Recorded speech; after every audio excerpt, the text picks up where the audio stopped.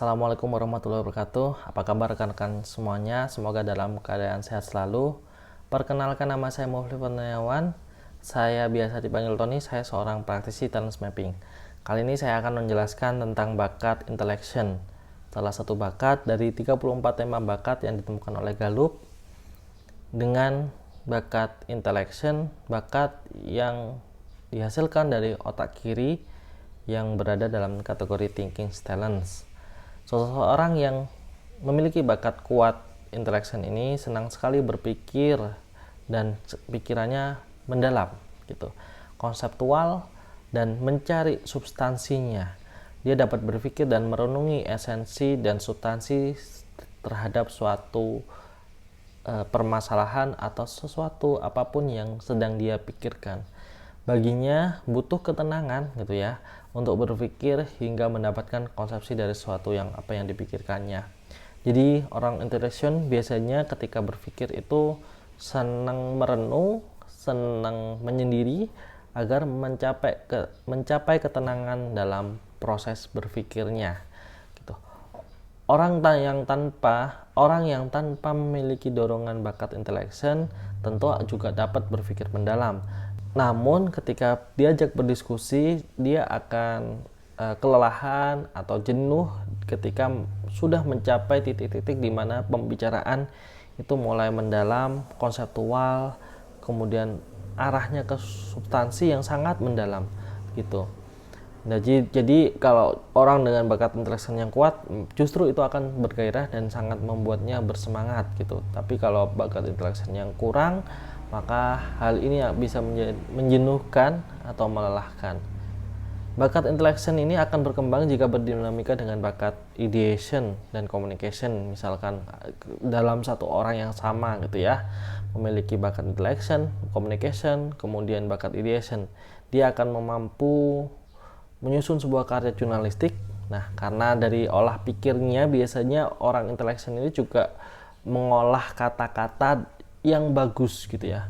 Orang intellection ini memang pemikir, jadi dia ketika menghasilkan karya bahasa, dia juga memilih bahasa-bahasa yang bagus gitu ya.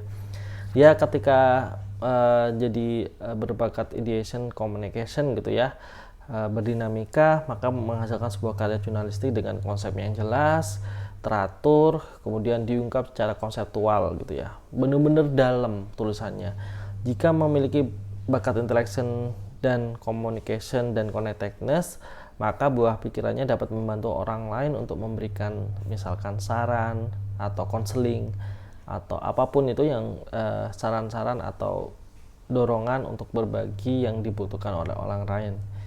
Contoh peran atau profesi yang dapat dijalani oleh orang-orang dengan bakat kuat intellection tentu peneliti, ilmuwan, pendidik atau dosen, bisa jadi seorang jurnalis ya, atau sastrawan gitu, sastra itu juga bisa gitu.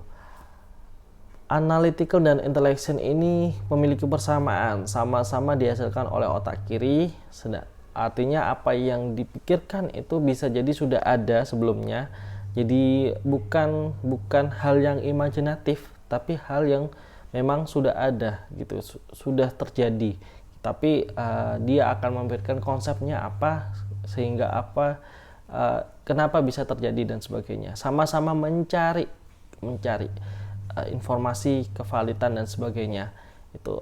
Tapi bedanya kalau analytical itu mencari sebab akibatnya, intellection itu berpikirnya atau mencari bahan berpikirnya karena dia akan mencari konsepnya yang mendasar itu apa dari sebuah pemikiran, dari sebuah gagasan atau dari sebuah inovasi dan sebagainya. Itu dia cari kenapa ini muncul konsepnya dan sebagainya, itu benar-benar dia cari gitu. Itu yang membedakan antara analytical dan intellection. Apakah intellection ini juga ada pada diri Anda? Segera fokuskan untuk semangat berpikir dan belilah referensi-referensi buku-buku yang mengolah pikir teman-teman sekalian secara mendalam. Jika bakat intellection ini lemah pada diri Anda dan dibutuhkan dalam pekerjaan sehari-hari, maka siasati gitu. Terima kasih atas kesediaan teman-teman menonton video bakat ini. Kita akan melanjutkan dengan bakat-bakat yang lain. Tetap bersama saya Muhlif Fatoniawan. Wassalamualaikum warahmatullahi wabarakatuh.